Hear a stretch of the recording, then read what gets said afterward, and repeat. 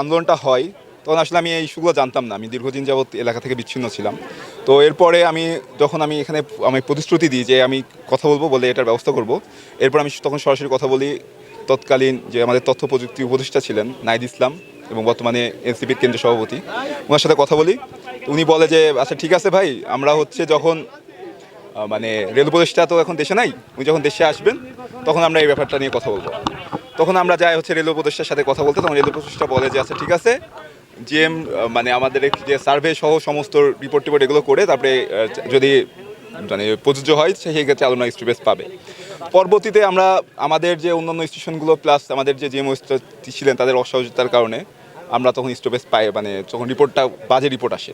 পরবর্তীতে আবারও এখানে এখানে হলো আমাদের তথ্যপ্রযুক্তি উপদেষ্টা নাহিদ ইসলাম তৎকালীন এবং অন্যান্য উপদেষ্টাবৃন্দ তারা একটা স্পেসিফিকভাবে বলে যে না, এখানে স্পেসিফিকভাবে দেওয়াই লাগবে। এরপর এই পরিপ্রেক্ষিতে হাসনাত আক্তার সহ সবাই মিলে এবং বিশেষ করে ধন্যবাদ জানাতে চাই তথ্য উপদেষ্টা জনাব মাহফুজ আলমকে। উনি চিফ অ্যাডভাইজারের দপ্তর থেকে সরাসরি এই ব্যাপারটা নিয়ে ডিল করেছেন যে না, এখানে আলমডাঙ্গাতে স্টপেজ এটা লাগবেই। পরিপ্রেক্ষিতে মানে তৃতীয়বার যখন একটা পজিটিভ রিপোর্ট দেওয়া হয় তাদের সাথে কথাবার্তা বলে যে বা এনি মিনস এখানে স্টেশন লাগবে, এই ভিত্তিতে যে এখানে একটা পজিটিভ রিপোর্ট দিয়ে তারপরে আমি আরও স্পেশালিভাবে ধন্যবাদ জানাতে চাই আমাদের রেলওয়েজের ডিজি মহোদয়। উনি অত্যন্ত সহযোগিতাপূর্ণ মনোভাব নিয়ে দেখিয়েছেন আমাদের ক্ষেত্রে। এছাড়াও রেলওয়ের যে বর্তমান যে জিএম ওয়েস্ট আছেন, উনি আমাদের প্রচুর সহযোগিতাপূর্ণ মনোভাব দেখিয়েছেন।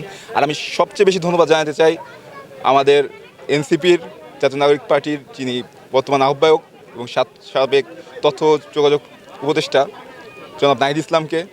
তার অক্লান্ত পরিশ্রম এবং তার সুপারিশ এবং তার আলমডাঙ্গার মানুষকে তার নিজের করে ভাবার কারণেই আসলে এটা সম্ভব হয়েছে। প্রশ্ন করতে চাই, সেটা হচ্ছে যে আপনার বলেছিলেন এর আগে বক্তব্যে যে আপনি 10 বছর আলমডাঙ্গা থেকে ডিসকানেক্ট ছিলেন। তো প্রথমবারেই একটা সফল আন্দোলনের মাধ্যমে আপনি আলমডাঙ্গাবাসীকে একটি দারুণ মুহূর্ত উপহার দিলেন। তো আলমডাঙ্গাবাসীর জন্য নেক্সট কি পরিকল্পনা করতে চাচ্ছেন বলে আপনি মনে করেন? প্রথমত সেটা হচ্ছে আলমডাঙ্গাবাসীর সাথে তো আমার সম্পর্ক নারীর টান। যদিও আমি পড়ালেখা এবং পেশাগত কারণে আমি দীর্ঘদিন বাইরে ছিলাম,